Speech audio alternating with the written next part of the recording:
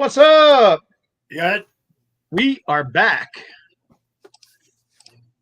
I was hearing an echo. Did you guys hear an echo? No. Okay, good. Then it was I just just me. fell off the planet. Sorry. Like we say all the time, no one said we were professionals. No. Guys Anyhow, are wearing pants. Production value at its finest. Oh, we're supposed to wear pants? Pants. Nah. Hey, all right. Anyhow, we're back. Episode number 276. 76. That's crazy. 276. We're going to be doing Avoiding the Sophomore Slump. Second albums that we like better than the first albums. But before we get into that, we're going to get into our normal, stuff.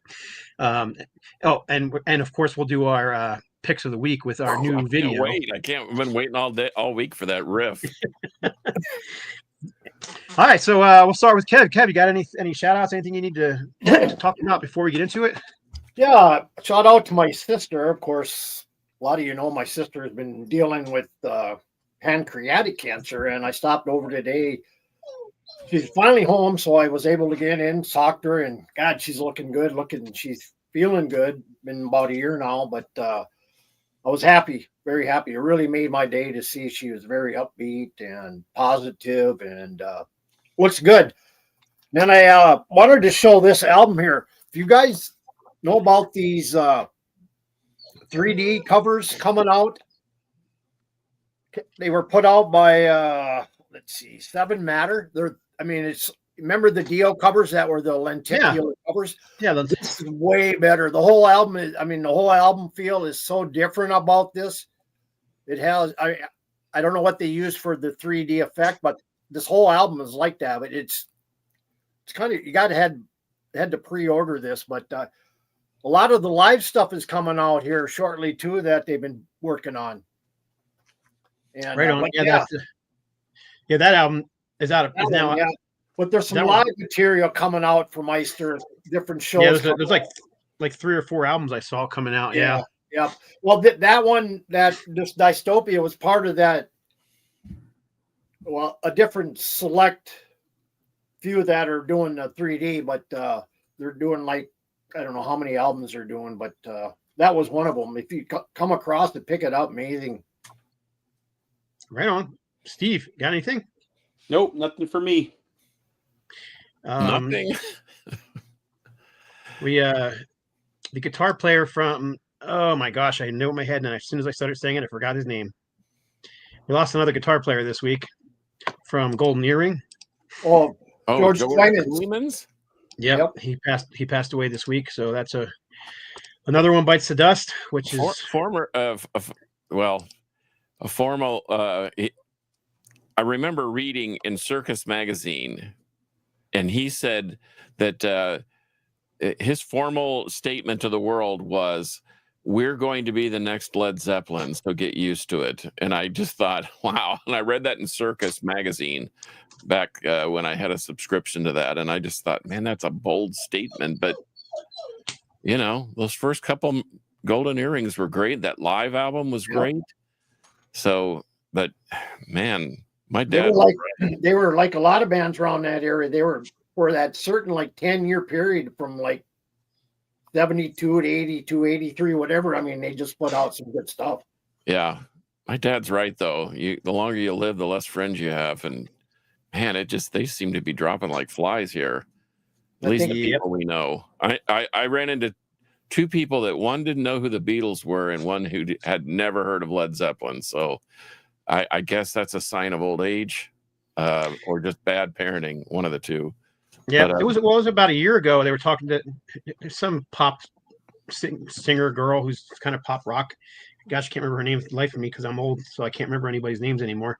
But in any case, they asked her what she thought of Eddie Van Halen. She's like, "Who?" Wow. Yeah. Come on, man. Yeah. That's bad parenting, I think. Anyway. Billy, gosh, why can't I remember her name? Billie Eilish? There you go, Billie Eilish. That's the one. I didn't know who Eddie Van Halen was, and her brother's a pretty serviceable guitar player. Whatever. Yeah, I was watching the interview. She's like, "Who?" And I was like, "Oh, great." It's one of my secret indulgences. I kind of like her music. It's really kind of haunting and sultry, but anyhow. Right on. Well, you're last. You got any shout outs before we get into it, John? No, I just talked to Henry. They just got back from a massive pentagram show in Brooklyn with Acid Bath. Evidently, a good time was had by all. And from the video I saw, the crowd looked insane. It was like 4,000 pre-sold tickets, and I'm sure they were trying to shoehorn everybody everywhere. But I'm really hoping Acid Bath plays here at some point. I'd love to see them live. Yeah, I actually saw them back. I think it was with Exhorter and somebody else. I can't remember, but many moons. I mean, they haven't played a show in what, 30 years? Since the late 90s. Yeah. So, yeah, see him if you can. Crazy. What's that wild? What's that wild fest up there in Kentucky? Like a 4-day massive fest, and Steve up there by you, Louder Than Life. Is that? Yeah, that guy. He throws a bunch of festivals. The guy that does that one. Well, they're playing up there because I just talked to Allie, one of the kids, and they're all like super stoked because they're going to get to see Acid Bath, and I'm a little kind of jealous. But anyway, I thought they played at Hell's Heroes. Mm-mm. No, maybe I thought when they were. Oh well. Mm-mm. Right on. Well, let's get into this.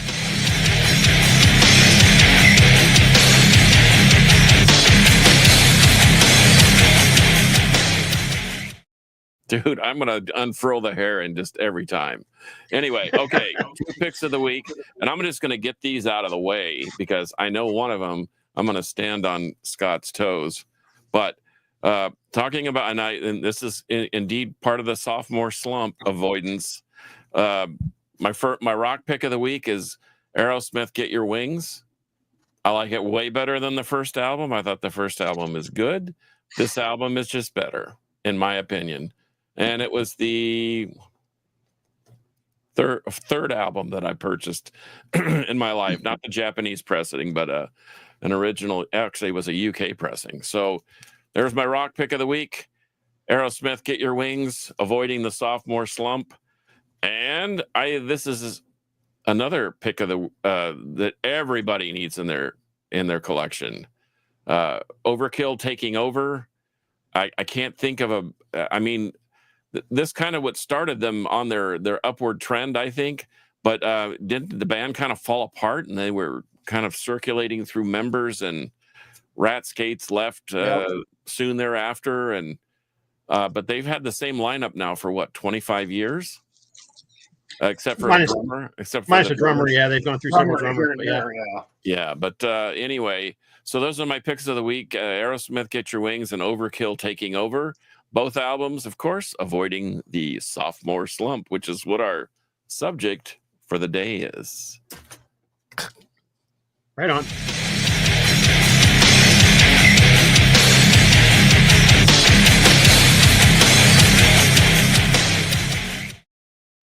So that was our pick of the week. Someone told me that's too long, but it's only 5 seconds long. No, it's how much not shorter can we make it? In fact, I want to hear the whole song. Right at on. Some point. There's actually a big festival that just happened this past weekend too. In Ohio. I didn't get to go. I would have loved to have, but man, I saw some of the video footage, and man, I really think that Reign of Glory is just a fantastic band, and they tore it up. What's the singer's name? Slipping my mind at the moment. Sang for Yngwie Malmsteen.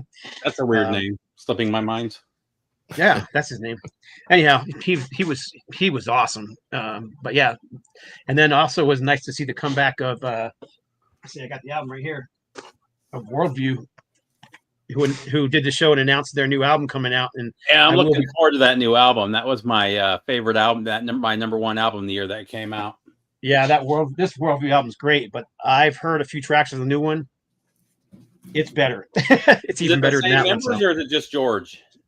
No, it's all the same members. Okay, good. Yep, it's Ray Parra on vocals. Yep, Todd Libby on bass, and the dude that was in Holy Soldier in the '80s on drums, Terry Russell. Damn, I remember that, but I couldn't remember Billie Eilish. Oh well. Right on. All right. Well, anyhow, let's get into it. We'll just go around the curves, and if I knew that somebody would pick some of the ones that I picked, so I picked a few extras just in case.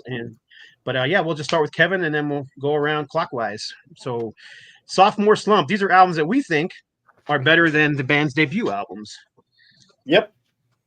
And I got to go with Primal Fear and their Jaws of Death. Oh, dude, that is a scorcher. I mean, the first one for me, it was kind of it did have some Priest influence on it, definitely, and their music does.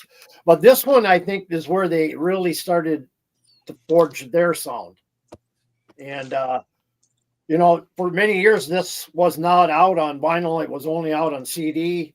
And finally came out. What was it on Nuclear Blaster? Probably, I don't know. It was about 8-9 years ago. These were released out, but yeah, I think this is definitely better than their first one by far. I mean, it had some.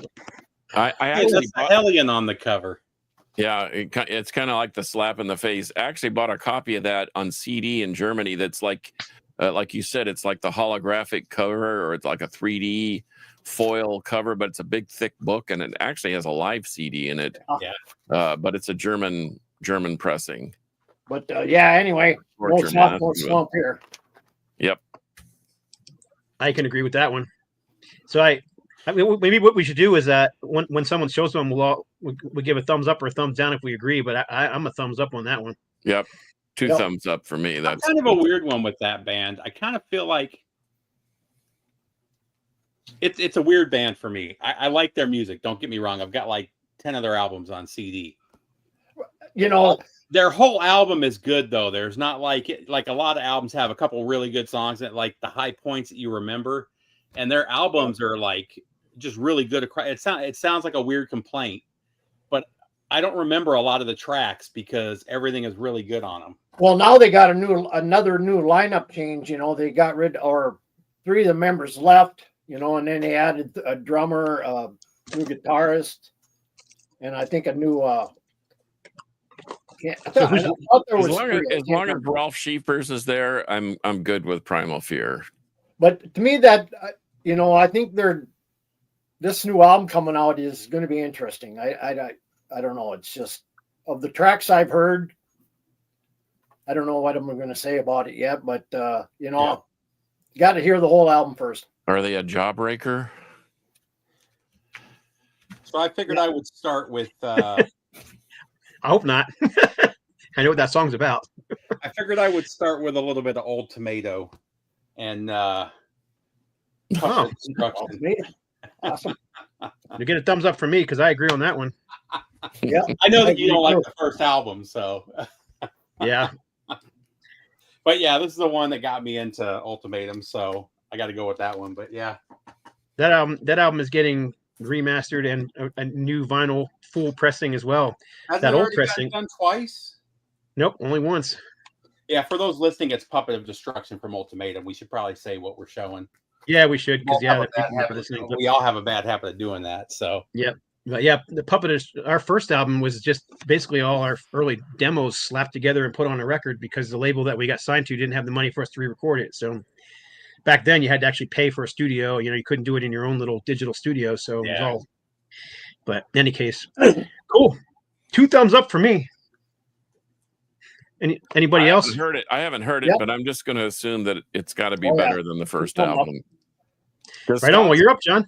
Scott's recommendation to me on the first, he sent me a cassette of the first album, and he said, my recommendation is just to leave the shrink wrap on it. Oh, and don't listen to it. I sent him the Fatal Delay demo, yeah. Yeah. Anyway, there's some people, though, that's their favorite. I know there's some people that love that thing, and it sells when they pop up on eBay, man, they sell for ridiculous amounts of money. Okay, we had talked about this before the show. Devastation, Signs of Life. I love the first record. It's got great songs, but it just has bad production. And this thing needs to be reissued, and maybe we can bend Rodney Dunsmore's ear just a little bit. I was giving it some my best college try today. I didn't realize that Kerry Crafton was the recording sound engineer on this. So I learned a little something as I dove deep in it. I've been friends with these guys since the early or late 80s, early 90s. And yes, this thing goes for big bucks. If you're looking for an American pressing, it's upwards of $130 to $140. You might be able to find a trashed out not a Japanese, but a Spanish vinyl or one from Russia, but it's going to be gamey and it's $80 plus shipping. But Devastation, Signs of Life. That's Anybody? a good choice. That was one of my choices, so definitely a thumbs up. So that was one of the only ones we talked about before the show. That's why I pulled my copy out. So Okay. I don't think anybody's gonna argue with this. I don't have any Devastation, but what I have heard, I love. Oh my gosh, that's a definite. You need to get. Yeah. I'll tell you, right after we talked, I went and looked for some. It's pricey. Yeah, they're not cheap. Vinyl it is. Now you can get I've got extra copies of the picture disc of Idolatry. If you need a copy of that, I can certainly just send you one. But yeah, if you're gonna get Signs of Life on vinyl, you better be ready to remortgage the house. All right. Well, my pick is I don't think will be too controversial, but the first album is great.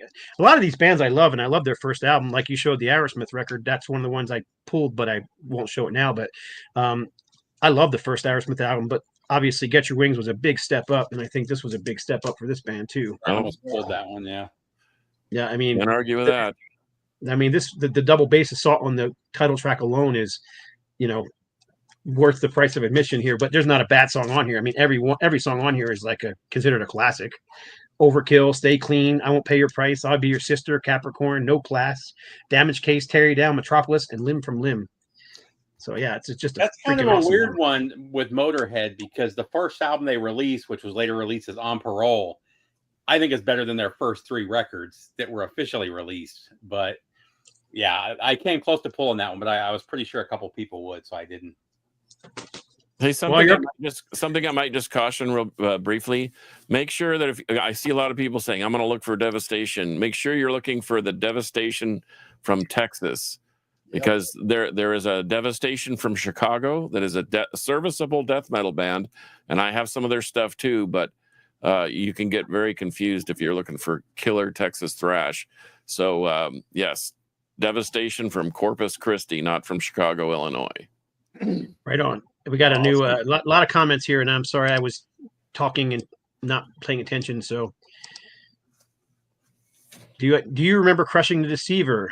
I listened to their self-titled album yesterday, and it still sounds good. It's been a long time since I listened to them. That, Scott? I did the layout. I didn't do the cover art, but yes, they are they call themselves a thrash band. They were like they're from California, but to me they were more of a like a hardcore death metal band. But yeah, they were a good band.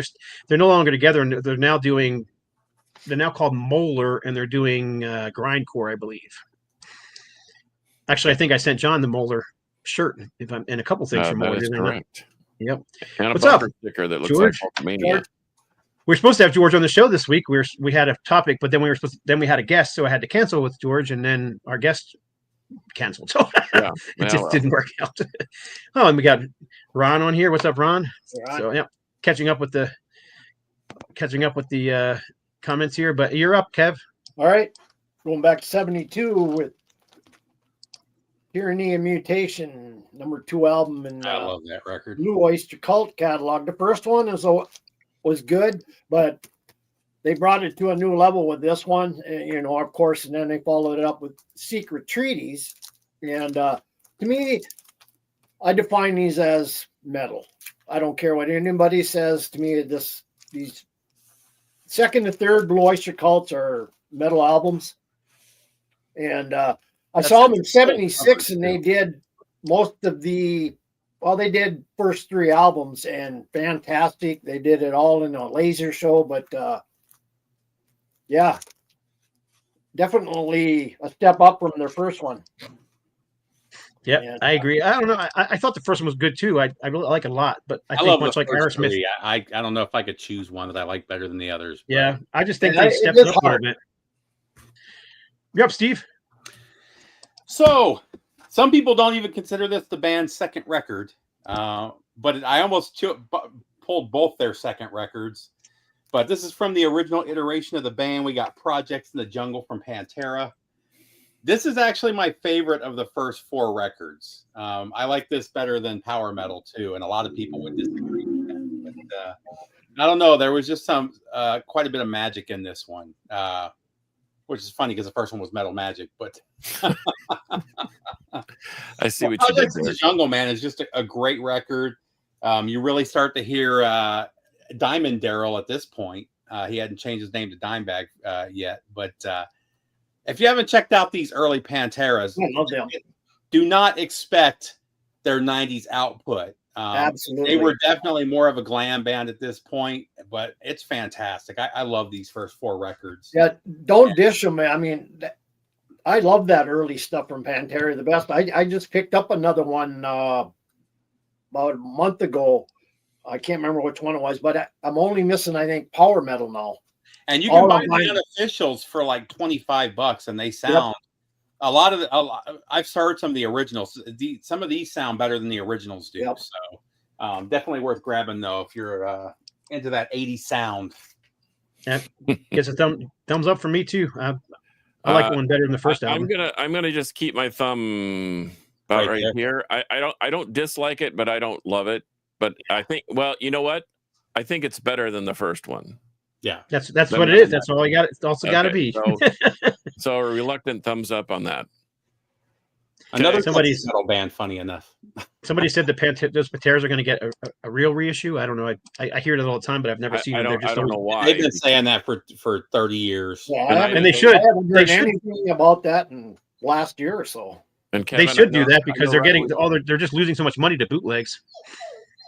Yeah, I mean, the ones they're putting out now is Metal Magic. I mean, that was their label back then in the early days. Well, and I guess it depends on the family because that was the brothers' label. So yeah, they didn't want to put it out because they didn't even like talking about those records. But I can see why the family may want to do it at this point.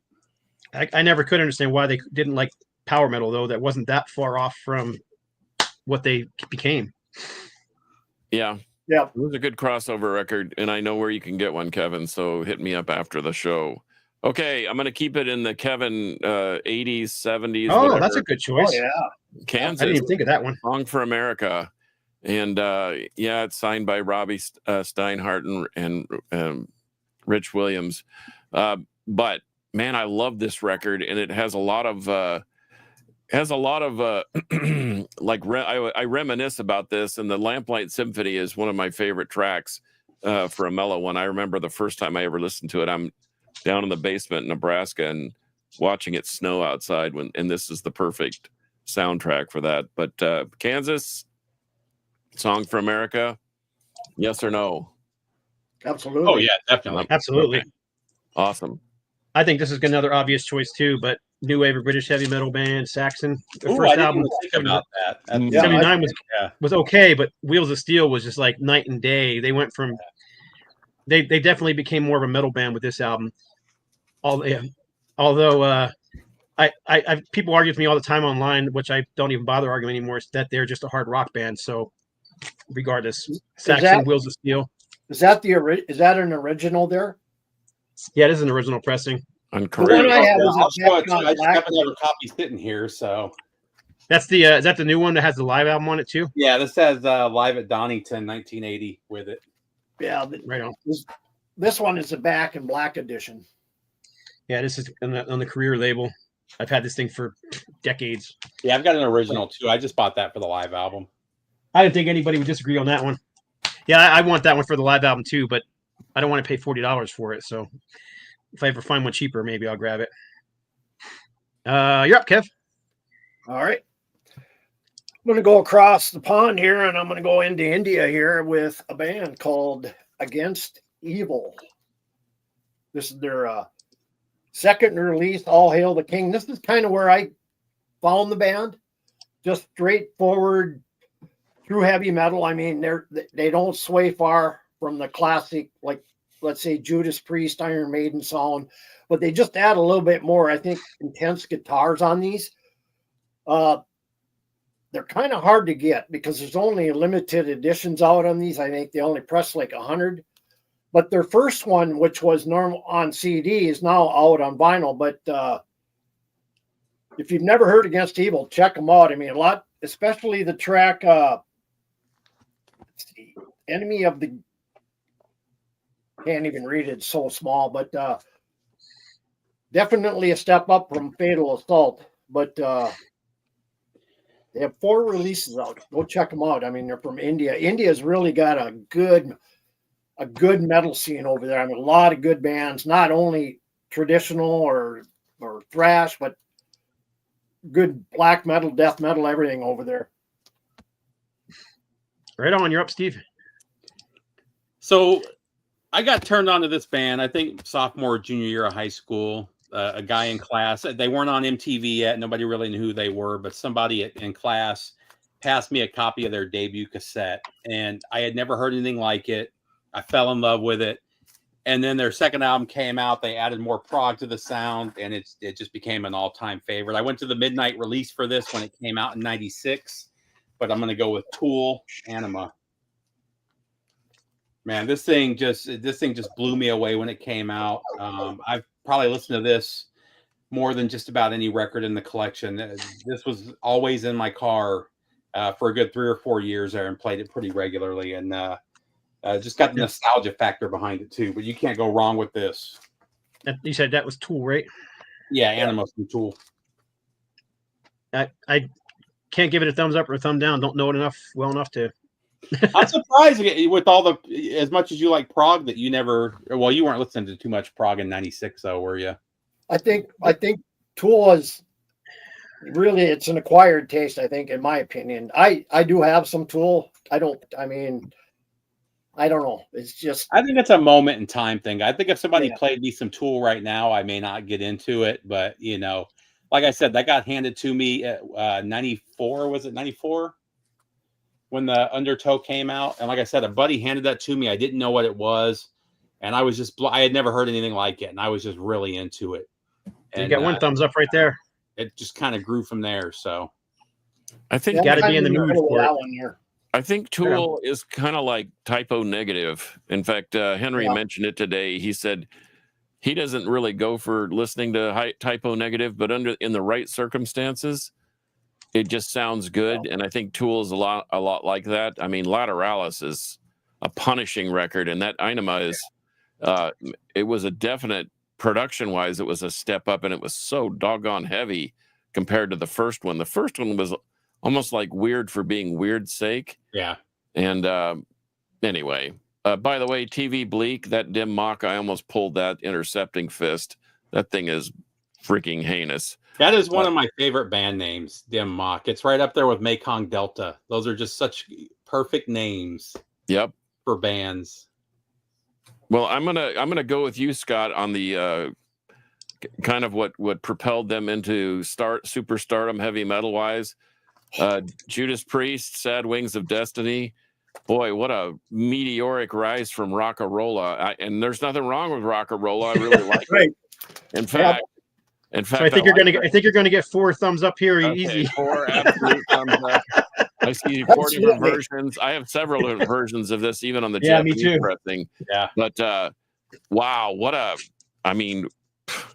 this is an epic record. This is where they become Judas Priest. Victim of changes. They stepped up the heaviness on the second album from right. And I don't know who got in their heads and said, "Hey, we need to step it up," but I'm glad they did, because this thing is that's an island record right there, I think. Well, the first one, they were copying a lot of Black Sabbath and Uriah Heep, whereas with that one, it was just completely them. Yep. Yeah. Agreed. Well, I've read several biographies on them. From what I understood, a lot of those songs for Sad Wings of Destiny were already written when Rockarola came out. It was more the label thought it was too heavy and they didn't want those songs on there. So other than but anyhow, I'm gonna go with this one because Ron also said it, but the second Barren Cross album, Rock for the King, was good. I liked it a lot when it first came out, but this is just night and day better. First of all, the production is better. It's got Don Dino Elefante, the Kansas vocalist, producing it. It's just a heavier record. They got their own sound that doesn't sound like some Iron Maiden ripoff anymore. So yeah, I love this album. This is actually this is a repressing. I have an original pressing too, but I just grabbed this repressing on Purple Wax. So anyhow, yeah, a rock solid slab of metal mixing elements of Iron Maiden, Queensryche, and Armored Saint. Quality songwriting, hooky anthems, and big performances from the angrymetalguy.com. That's the review on the sticker. That's my choice, Barren Cross. I figured that would be one that most people wouldn't pull. So, but I do love this band. I've seen them in concert. Actually, I shared the stage with them a bunch of times. So, cool band, nice guys. All right. Someone asked about UFO. Man, I thought about UFO, but their second album isn't that much different than their first album. So Yeah, I couldn't go with UFO either on that. I like those first two UFO albums, but most people don't. You know, they could almost be a double album. Yeah, I mean, the Sweet's another one. Album version of it. I have a German 2-for-1. That's I have one of those too. Perfect together. Yeah. Well, between UFO 1 and 2, you got the live album as well in there. You know, I mean. Well, and the live album's funny because they're playing the early songs, but they're playing them almost like later UFO would sound. It's kind of an interesting live album. Yep. You're up, Kev. All right, I'm going to have to go with, and definitely they stepped it up on this, but this Havoc, Time Is Up. Ooh, that's a good one. This was when Pete Weber joined on the band, and I mean, I just absolutely love Pete Weber's drumming. I mean, it's just so technical. I mean, he brought that more of a technical thrash sound to it, I think, but still retain that old school sound, you know. And but yeah, I remember when I got this. I think it was at their show in Fargo. And they all kind of this one is actually autographed, but it was when I was doing my radio show at the time. I had done a bunch of interviews with them, and they politely. It's hard to argue with Burn. Burn is what kind of was like just catapulted them right back into the scene. I'm like, who's gonna hang with Merciless Death and Toxic Holocaust and Warbringer? Oh, it would be Havoc. It was as good as they are on album, they're so much heavier live. Yeah. Oh yes. Yeah. And watching Pete Weber play live, the dude, he's like insane. His like feet are like just, and he's just like looking around the room like it's nothing. Yeah. Yeah. He has a lot of instrumental or a lot of videos out on YouTube of some of his drumming clinics, and like a playthrough type that thing. is just nuts. Yeah, he's amazing, and for a diminutive guy, he has such a massive sound. Yeah. What you got, Steve? So my next one's going to be pretty controversial for a lot of people because a lot of people consider their first album to be one of the greatest death metal albums of all time. And it's a good album. I think this album is better. I'm going to go with Blessed Are the Sick from Morbid Angel. I absolutely love this album from beginning to end. And the song Fall from Grace has one of the greatest metal intros of all time. This is the only Morbid Angel I pull out. And unfortunately, after this, I think I covenant with after this. It was okay. And I think they just completely fell off after this. But man, this is just one of those perfect albums. If you haven't listened to this in a long time, give it a spin. It's definitely worth pulling out and giving a little bit of love. I just listened to the entire Industrial box set, the entire 4-album set, all the way through. That too. I was cleaning the garage and I put those tracks in there. And man, that's a real controversy right there. But you know what? There's some inherent genius in that. I'm not gonna say that I advocate for it. You have to disconnect. There's no way if you don't disconnect from those first 2 Morbid Angel albums. If you can disconnect it and you enjoy Industrial, they're really well done. But yeah. Well, and I'm not talking about the actual album. I'm talking about the remixes, the Industrial remixes. I have a little more of the backstory because Steph knows Dave Vincent from the Jenna Tortures days, and so that adds to the allure of the Industrial stuff. But I kind of agree with you. Are we a thumbs up on Steve's pick? Well, for me, a lot of people like Altars of Madness better, and I get it. That's a great record. I just think their technical ability went up with that one. I'll always love that one. I think they define their sound with Altars of Madness, but that second one, Blessed Are the Sick, is pretty sick. I'm just kind of in the middle. I just don't know their music enough to like it or hate it. So okay, well, let's see if you can swing the fence this Man, way. How about that? that's a Endless double Pain thumbs was up. great, but Pleasure to Kill, I think that's the best thing they ever released. yeah, Yeah. yeah, You're not might going to be get an right. argument from me. Yeah. It certainly wasn't a renewal. As a matter of fact, didn't I send you a copy of that, Scott? I think I sent you that record. So I have it. Creator, I have Pleasure an to original Kill, copy, so it might have been you who sent it to me. Yeah. Yeah, I think I sent that to you. Is this unanimous? Like the Oh, yeah. yeah. the Stad Wings? I think you got 8 thumbs up on that. Yeah, I think we did. Okay, go Scott. Ron said, I really don't like Morbid Angel, but I'll agree that the intro riff to Fall from Grace. Yeah. Cool.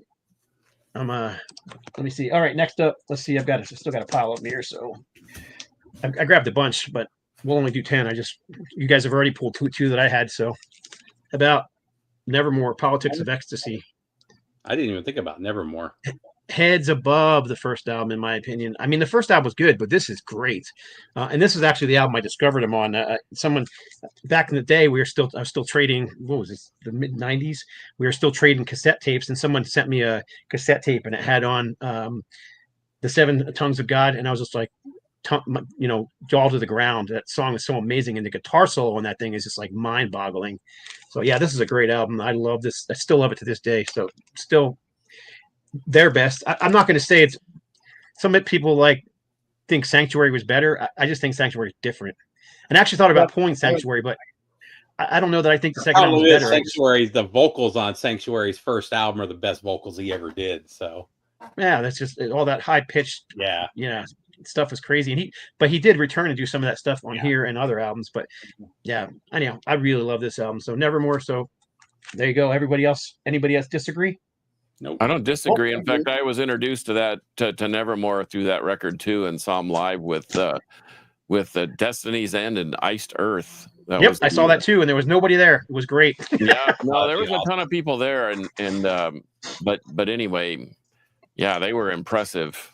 Very was impressive. that a weeknight? I still have I stole one of the posters off the wall from it. I still have the poster, but yeah, there was nobody. It was on a weeknight, and it was just a bad night. Nobody was there, so maybe like 50 people in the club. Too bad because they missed that. That was an epic show. The whole that was the one time I met James Rivera and shook his hand. He was a super nice guy. Yeah. All right, you're up, Kev. I'm going to go to our neighbors to the north with Corrosive and their Toxic Apocalypse. This thing is so good. I mean, this thing is it rips from beginning to end. First one, I don't think it retains the full intensity as this one. And they do have 4 albums out, but they only have 3 on vinyl. But their latest one is not like this one. I mean, but this one just is an absolute ripper. They're out on CDN label. And I think they're one of the better, newer, modern thrash bands in the last 10 years. I agree. I like that album a lot too. I don't know if it's better than the first because I'm not as familiar with them as but others. But yeah, it's a good album. This thing is, pick it up. It rips. Welcome, Goldilocks. Okay, you're up, Steve. So I'm going to go with one of my favorite albums of the 2010s. This is my introduction to the band, and I found this. They were on their 4th album when I found this one. And I couldn't buy their other 3 albums fast enough. This is just like a perfect moment in time, though. Hissingin Blues from Graveyard. This is just one of those perfect records. A little bit of hard rock, a little bit of psychedelic, a little bit of desert there, a little bit of stoner. It's just, man, it doesn't get much better than this. This is just one of those perfect albums. And every time I pull it out, I listen to it like 10 or 12 times before it goes back into the collection. They broke up for a couple years there and got back together, and they're still putting out some good stuff. So anything from this band is worth checking out, but this is a must-have right here. I thought they had I read they were ready to put out some new material. Yeah, I think they have something coming out pretty soon. Yeah. I do. I have some of the early Graveyard stuff, and it is good stuff. Aren't they Swedish? Where are they from? Yeah, they're from Gothenburg. Yeah. Okay. Right on. I have two controversial picks, but they're in the same realm, and they're both named 2. What do you think of Van Halen 2 and Led Zeppelin 2? Led Zeppelin were on my list. I didn't pull it, but Van Halen I almost pulled, but I did not. So I'm not the only one. I love the first Van Halen. I love it. I love it. I love it. Yeah. But the number 2, there's just something about it. And I know that we've had this discussion where they recorded all that stuff for the first 3 records basically in one session. But I have a hard time overlooking Van Halen 2. And then I really have a hard time overlooking Led Zeppelin 2.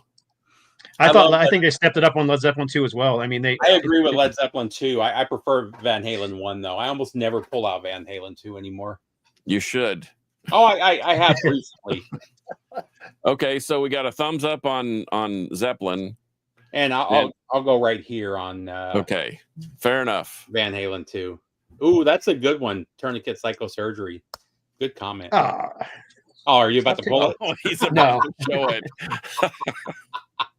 No, but this one, I don't know if this is controversial or not, but to me, I think this band stepped it up big not time. Controversial at all.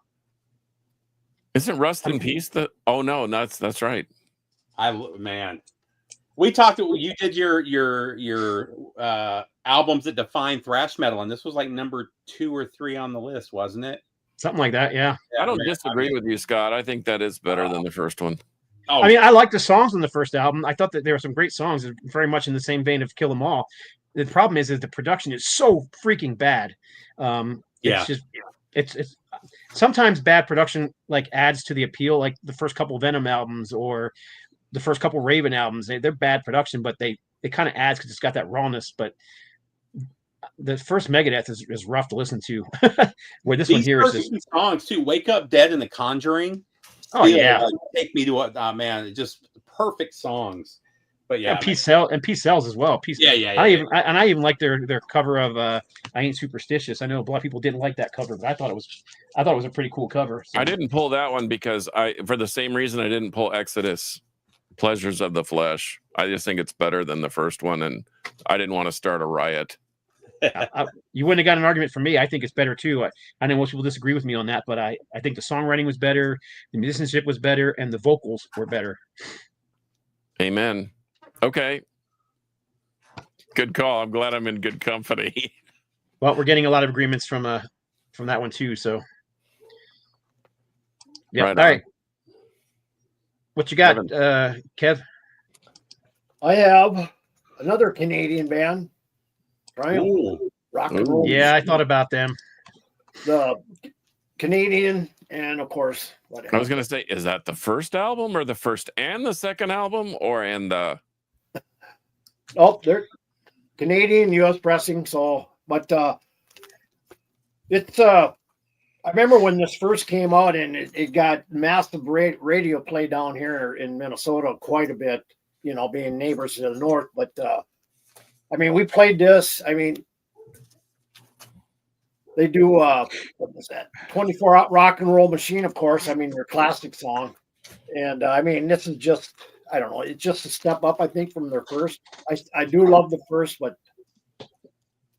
Rock and Roll Machine, I think, is where they really took off. Yep, I agree. Thumbs up for me, man. Anybody else? No, thumbs up for me. I love that record. Yeah, 100%. Do you have the one with Little Texas Shaker on it? I don't know. That's the Canadian version. The Canadian version, yeah. Yeah, we're getting a lot of people agreeing with us, though. The U.S. version is better. So the U.S. version is not the same as the Canadian version. Yeah, it's similar to the first AC/DC record here in the United States. It's a comp. Yeah.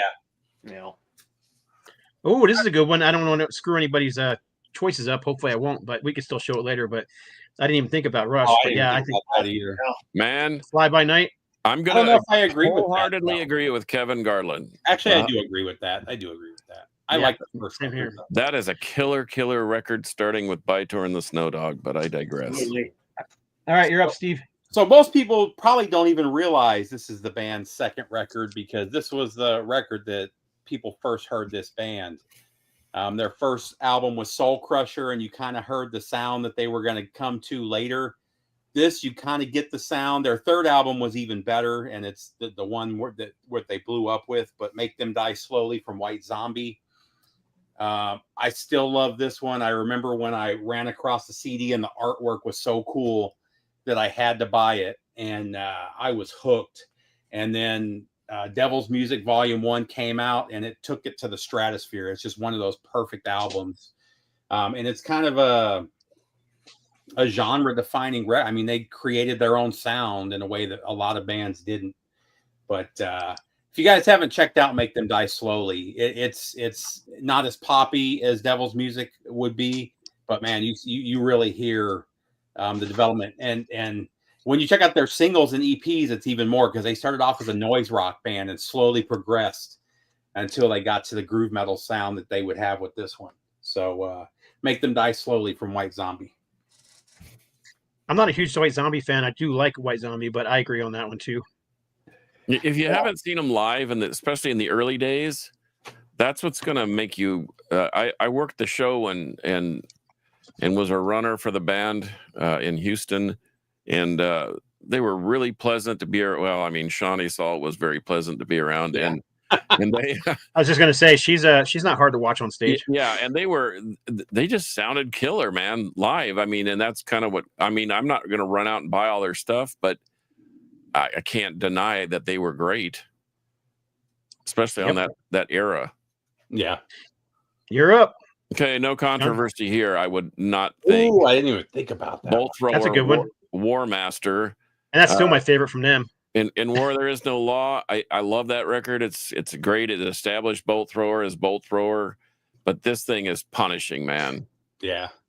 And if you're going to throw that out there, I know these guys get lumped into the, they're just a Bolt Thrower worship band, Frozen Soul, from right here in Dallas, but their second album is absolutely punishing, just like War Master. So, like I said, some people get offended if you say, "Well, gosh, you sound like Bolt Thrower." I would be happy. Someone said my band sounded like Bolt Thrower. Well, people don't realize a lot of the bands, that's what they're going for. They want to go back to that sound. You know what I mean? Of course. People say the same thing with Gruesome. They sound like Death.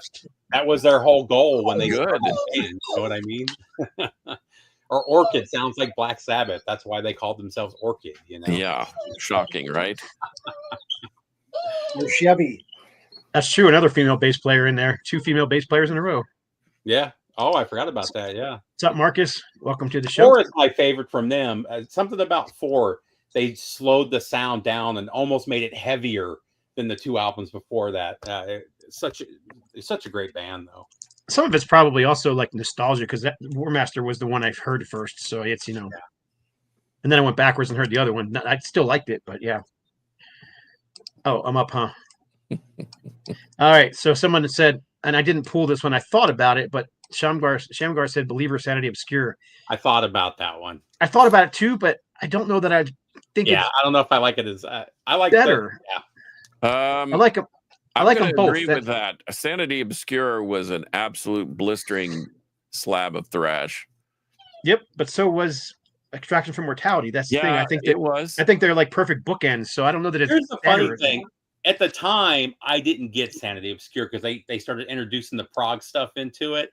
And now I love that element of the tech side of it. But at the time, I thought it kind of annoyed me compared to the first one. So. I saw them at the Crystal Cathedral with Mikey Bonaventura, a guitarist from Attacks, an old late 80s Orange County, California thrash band. And he picked me up at the airport, the John Wayne International, and he said, "We're going to church." And I'm like, what are we doing?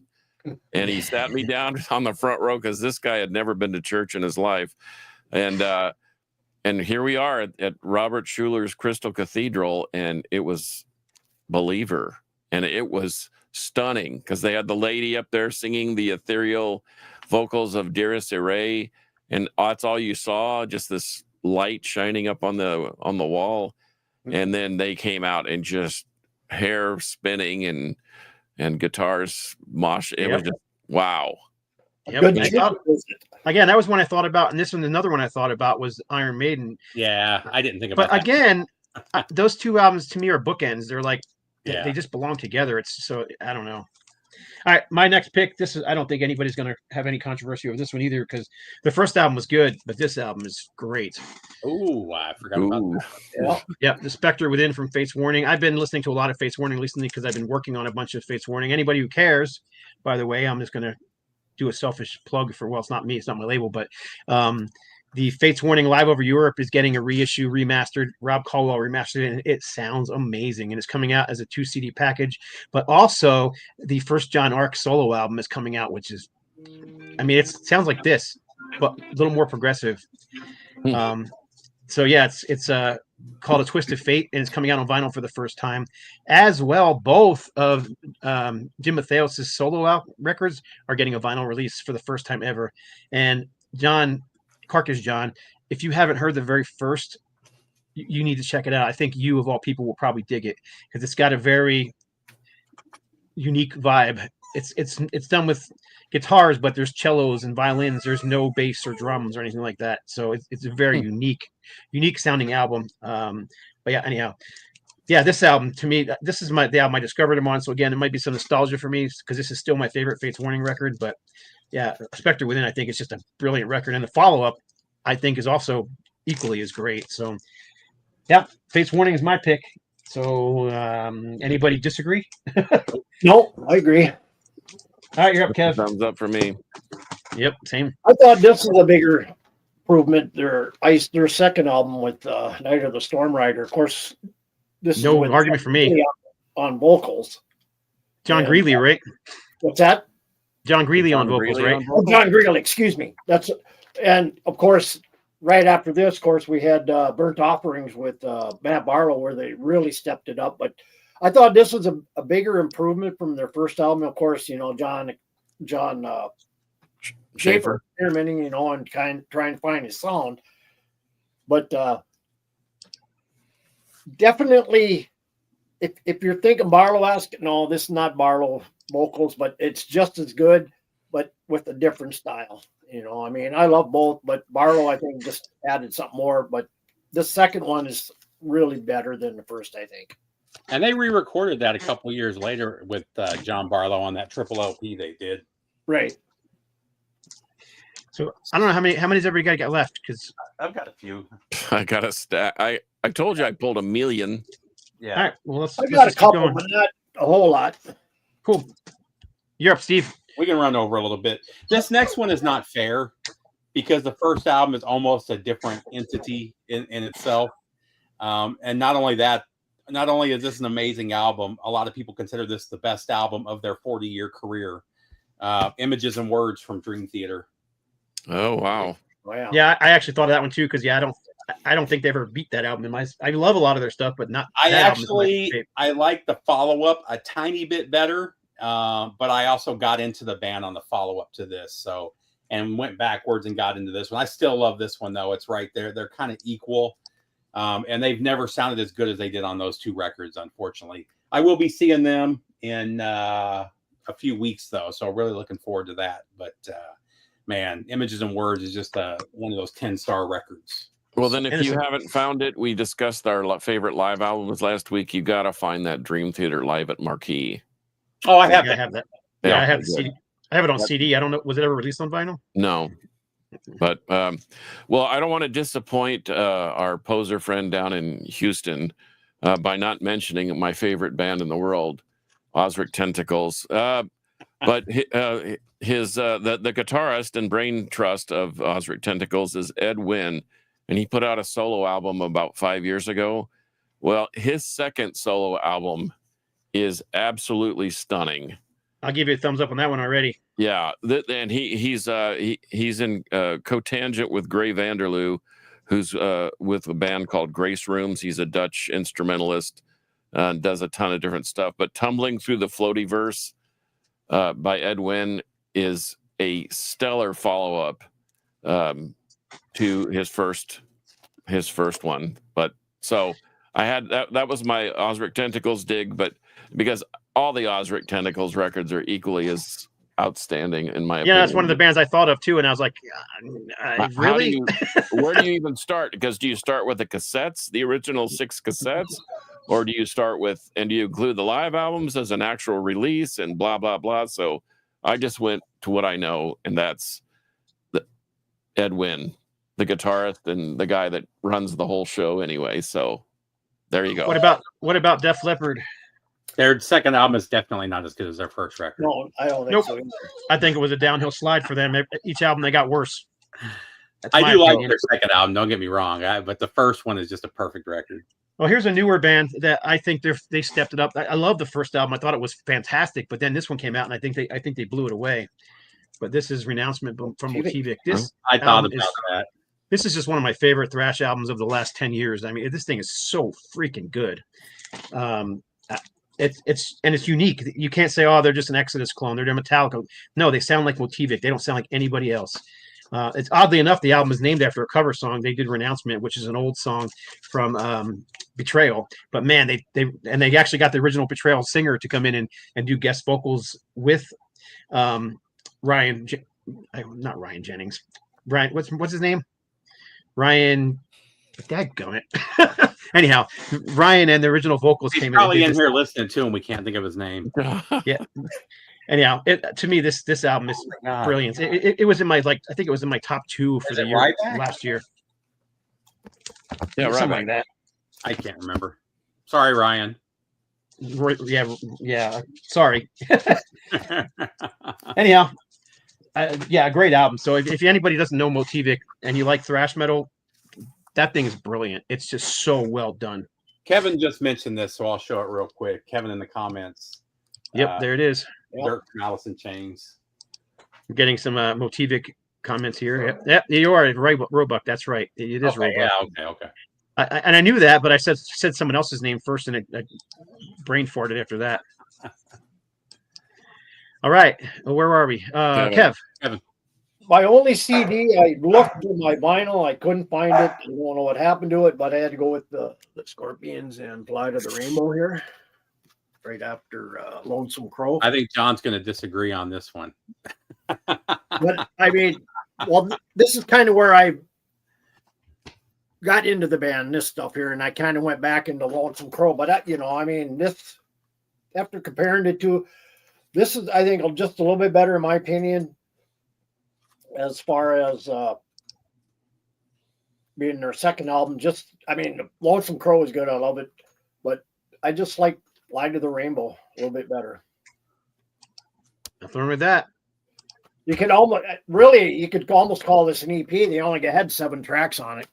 Yeah, but there were some of them were a little longer. So yeah, I don't disagree that it was a great record. It is a great record, but is it better? I mean, I don't know, man. Lonesome Crow is on my monthly to-do list, and Fly to the Rainbow is like, oh yeah, maybe I should just check it out. That's just me. Yeah. That doesn't mean that shirt that wrong. you're wearing is one of the 10 greatest records of all time. Yep. Entrance, if Entrance was their second album, then you get no argument from me. I love Entrance. So this next one, it was hard to. I'm surprised nobody's shown this. It was hard to pick because the first album from the band is one of the most important albums of all time. But I had to go with Paranoid. Yeah, I love the debut. I will always love the debut. But man, even if you don't like hard rock and heavy metal, you probably know the lyrics to half of these songs. That's how. Yeah, I mean that album definitely was one to put him on the map. I mean, yeah, War Pigs and Paranoid and and what guitar player didn't start off playing Paranoid as one of the first songs? Hand of Doom, Fairy Fur Boots. I mean, there's not a bad moment on this record, let alone a bad song. Had to pull this one. There was no way around it. Somebody mentioned Testament. I agree that the New Order is better than Legacy. Sounds better. I'm kind of in the middle on that one. Well, I'll agree with whomever that was. How about this one? Don't disagree. I'll put it that way. Okay. How about this? Oh, that's a good one. That's a good pick. Yeah. Iron Jaw Cursed. This is light years ahead of their first album, and I really like their first album. Saw them live a half a dozen times, before they released this thing. And I just saw them recently at the Scott Shelby Bestial birthday. And I mean, you want to talk about a lineup: Iron Jaw, Rotting Corpse, Gamma Side, Beast of War, Perico. If you've never checked them out, check them out. Kind of like a tropical flavored death grind band. But man, they were so good that night. And maybe because it was a short set. But man, Iron Jaw Cursed, they definitely didn't have a slump. Man, I can't decide which one I want to do next. I've got 4 left here, so and I know we're running out of time, but I'll just go with this one because it's next in the time. And this one, Ooh, I didn't even think this one's a little rough because I love the first album, but I really do think they stepped it up, music, production, everything else on here. Deliverance, Weapons Over Warfare. It's still, yeah, I got them on MTV exactly, and I think it was Lars Ulrich who picked the video for that song as one of his favorite tracks of the year that year. So because he was like a guest VJ or whatever it was on Headbangers Ball, and yeah, he played that track. That thing rips. It's still one of my favorite Deliverance albums, but I love the first album too. So it's kind of like the Iron Maiden discussion we had earlier. You know, those first 2 albums are bookends. That's kind of how I feel about the Deliverance, but it came to mind, so I thought I'd grab it because I was pretty sure nobody else would show it. Yeah, like Ron said, yeah, weapons, but only by a little bit. Exactly. Yeah, and you're getting some agreement on the Iron Jaw too. Yeah. Well, Tony was there. Tony drove all the way from Indiana to see that show, and it was worth the drive, I think. Right on. You're up again, Kev. You got something? Well, I'm going back into the 70s again with some Pat Travers and Putting It Straight. That's a good choice. I had it on my list too, but we can only do 10, so I'm glad you pulled it. Yeah, I definitely stepped it up on that one. I think that's a great album and a great record cover. Early Pat Travers, 70s Pat Travers, I mean, the hardest and heaviest of him is, of course, from the 70s. But this here, I mean, when I first heard this, I think it was, God, I can't remember how old I was, but I was at a friend's house, and he liked to play a lot of different stuff like groundhogs, trapeze, you know, a lot of the obscure stuff back in the early days.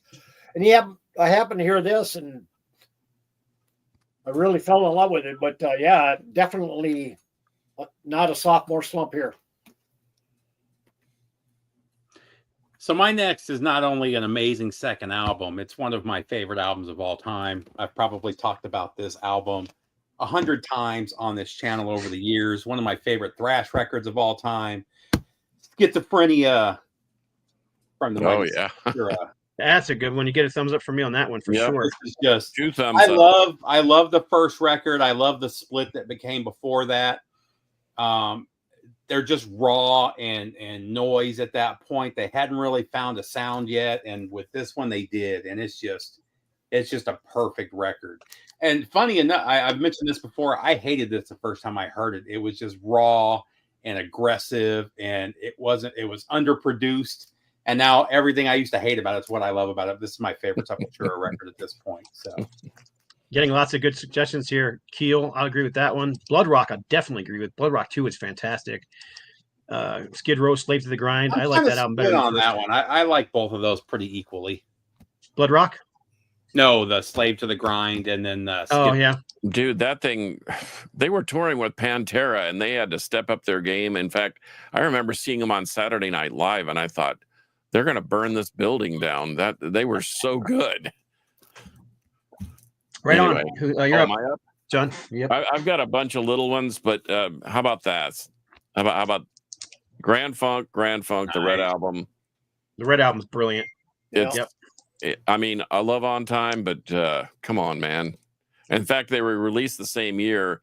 One was released in February, and then this was released in October. So it's their second record. But I love this record. If anybody starts to collect records, I always suggest they buy that. And and I forgot to pull. Did I not pull Robin Trower? Bridge of Sighs. Pull that one. Bridge of Sighs, man. That was another one on my list. And then here, I'm just going to run through these real quick because we're done. Insect Warfare. I know nobody cares, but I do. Evolve from Obliteration. That was their second one. This is a killer band from Denver. This is called Of Feather and Bone. This album is called Bestial Hymns of Perversion. Their first album was it sounds like a Discharge album. It sounds like a grinding crust album, and they completely changed into a funeral. This is akin to the Blood Incantation stuff, and it just took one album to make the leap. It's pretty amazing. But anyhow, right on. I'll show up my last few quickly too. How about this one? See if anybody. Anvil. Dang, how did I forget Anvil? That's a big time. dude. I almost pulled. I did not forget Anvil. There you go, Anvil. I love that. I mean, that's the album I discovered him on, but I love the first album because it's got such a Ted Nugent vibe to it. Yeah, the first album's more 70s hard rock. This is where they kick. Yeah, it they hit their stride on that album. That one and the follow-up were just undeniably some of the best 80s albums. But how about this one? Speaking of guitar giants, Frank Marino, of almost pulled course. that too. That was a huge jump too from the first album was good, but it was obviously Jimi Hendrix worship. He kept these guitar skills, but that one is far better songwriting on it. Yeah, there's a lot of Hendrix influence, but it's just the songwriting is so much better. I mean, it's just, and I think it doesn't have. Let's see here. No, I don't think it had any hits on this one. But regardless, that I don't give a crap about hits, but cool artwork too. I always loved the artwork on this one. This is one of those albums that you put it on and you stare at it while you're listening to the music. Two more. I know you're not a big fan of this band, John, but this is one of my all-time. That's a good one too. This is probably still my favorite King's X record.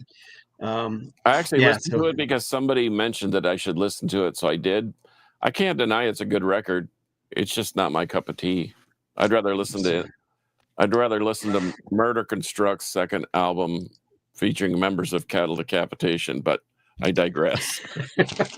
And then the last one I pulled, this one, I don't know how many of you guys are well versed in this band's music, but their first album was good, straightforward metal from, I don't know, 1985 or 4 or something in that area.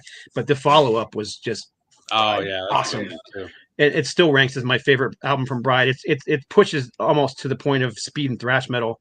So yeah, I absolutely love this album, and it's got some of my favorite songs in there. Metal Might, but Out for Blood, that song is worth the price of admission alone. It's a giant of a track. So do you have this one, Kev? I do. Yep, it's a great album. So there you go. Those are my last 3. So those are a couple of good suggestions. Solitude Eternus. Yep. Oh yeah. Gaius. Getting a lot of King's X love here too. I'm trying to keep up with. Joe Satriani. Ron Haggerty. That album has been reissued and it's on sale at boonsoverstock.com. I got one left, and this is Vulture. Oh dude, yeah, that's a good thing one. Is a ripper. Man, killer speed metal. I mean, this is I love the cover, but their second one, for those who don't know, it's Ghastly Waves and Shattered Graves or Battered Graves. So what Under the Guillotine was the first one, or the Guillotine? Yep, that was their first one, dude. And they're relentless. They haven't let up. They still are just right there. They kind of remind me of another band called Evil Survives. They have the same vibe, but yeah, ripping speed metal. Yep, love it. I put the link to that. Yeah. I put the link to that Bride album. It's on sale. The reissue is over at Boone's Overstock. So if anybody wants it, you got any more, Kev? That's it. Okay, Steve. I got 2 more. I'm surprised I didn't show these 2 earlier. The first one is one of my favorite bands of all time. Their first record was more of a 70s hard rock. With this one, this is still in the 70s, but you kind of get a preview of what metal's going to sound like in the 80s because they already have that sound here. And it's Narita from the Mighty Ride. Oh, yeah. Yeah. Absolutely love this album. Another band that kind of stepped up. They stepped up from being like a hard rock band to a metal band. The first one was really good hard rock that still had that 70s sound, but this is, you get the shredding that you would hear from everybody 2 years later, you know? Yeah. Fantastic. And then we mentioned it earlier. I'm surprised I haven't seen much from about this in the Peanut Gallery. The first album was a perfect thrash album, but the songwriting, I think, was a little bit better on this. I actually like this better than the third album, which everybody thinks is the greatest album of all time. and it's Ride the Lightning. Someone did mention that one in the Dude, I had it notes somewhere. Yep. I thought for sure someone would pull it, and well, you did. But Yeah, once again, I think it's a better record than the first one, but it's the nostalgia part of it, I guess. well, and for me, it's not even because I mean, I got into them. I got into them with Master of Puppets, so you would think I would like that one better. I actually like the first two better than Matt. Don't get me wrong, Master of Puppets is an amazing album. But man, those first two, the first one just perfect thrash, shorter songs, more to the point, more aggressive. The second one, again, better songwriting, longer songs, more progressive. Not I shouldn't say progressive, more technical. Just so good. Yep, Jason, we showed the Aerosmith right up at the beginning. I think it actually was the first one that we showed. It was a pick of the week. Yep, so yeah, that was a good one. And yeah, you're getting a lot of. Another person asked about Yes, Yes from UK prog band. I thought about that one too, and I definitely agree that was a big step up. Yeah, but their third album about that too. I just think. But their third album was like fourth album. We're just so much better. That's why I didn't pick them, because the second album was better, but the third album was freaking brilliant, and the fourth album was brilliant. The fifth album was brilliant. So yeah, that's why I didn't pick Yes. But sorry about that. You got any more? No, I've been accused about not picking one of our home buddies here, probably Hellstar, but I can't say that the second album's better than the first. They're kind of like you said about Iron Maiden, they're bookends. That's kind of how I see it with Hellstar too. Those first two albums are they're fantastic, but I can't pick one over the other, so I didn't. Twisted into Form better than Forbidden Evil? No. Forbidden Evil rule. I love both of those records. And I think those two are pretty equal, but they didn't hit a sophomore slump. I can say that. At least you can say they didn't. But they hit a junior and senior year slump. Good grief, with Distortion and Green. I kind of like those too, but they're not the first two records. Well, people like Load and Reload too from Metallica for different reasons, but they're, You got to pass on the Hellstar. Okay, good. Thanks. Well, we're all big Hellstar fans here. When we did our perfect bands, I think didn't we pick it James Rivera as the vocalist? Yeah, I think we did. Yeah. James Rivera is the perfect vocalist. Yeah, he's fantastic. He should be up there in the echelons of Bruce Dickinson's and Rob Halford's and Rob Rock should be up there too. Oh yeah, no doubt about it. If you ever have a chance, two of the best frontmen of all time, James Rivera and Rob. I was going to say, if you have a chance to see James Rivera's Judas Sabbath tribute, you need to go. He does everything from Ozzy to Dio era, and he does Priest, and it's outstanding. And he somehow he's able to lock it in, and it sounds great. He can hit those King Diamond notes too. Yeah, I mean, he's so good. So, I agree. Anyway, that's a good place to end. Over here. This is Abby. Hi, this is my youngest, and this is the one that likes to chew on my crap. This is the one that pisses me off. This is the Kraftwerk second album. How can you tell? Because the cone's not orange, and it has a number 2 on it. Anyway, that's it for me. Good. I like Kraftwerk. I know a lot of people don't. I get it. The early stuff is like about 70s prog rock. Yeah. And then they went completely keyboards, abandoned drums, bass, and guitar, and went straight to keyboards. I love Computer World. I thought that was a great album. I was playing Computer World one day, and my Autobahn. My at the time 20-something year old son walked in my room. He's like, "Dad, what are you playing? Music from a calculator or what?" That's what they should have named that record, Music from a Calculator. Yeah. Right. Right on. Well, that's it for this edition. So we went a little over again, but that's all right. That was a fun one, and I think we didn't get a whole lot of pushback on anything we picked, so that's all good. But definitely appreciate everybody watching. We had quite a few people watching for a long time. Ooh, there's another couple good ones here. Yep.